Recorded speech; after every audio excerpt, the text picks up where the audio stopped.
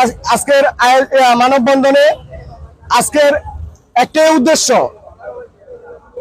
যে 5 তারিখের আগস্টের যে ফ্যাসিস্ট সরকারকে পতনের জন্য বাংলাদেশ জাতীয়বাদী ছাত্রদল যে গুরুত্বপূর্ণ ভূমিকা পালন করছে, সেই গুরুত্বপূর্ণ ভূমিকা পালন করা লোকদের এদেশে নিরীহ সশস্ত্র অস্ত্র দিয়ে ধারালো অস্ত্র দিয়ে খুন হতে হচ্ছে।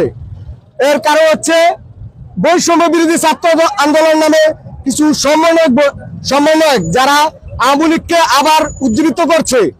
বৈষম্য বিরোধী ছাত্র আন্দোলনে একটি কমিটি হচ্ছে, তারা কি করছে,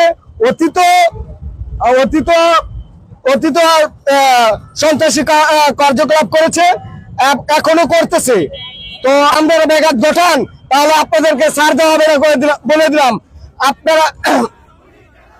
আপনাদের আমরা একটি ক্লিয়ার মেসেজ দিতে চাই, বাংলাদেশ জাতীয়বাদী ছাত্রদল সুষ্ঠুভাবে রাজনীতি করছে।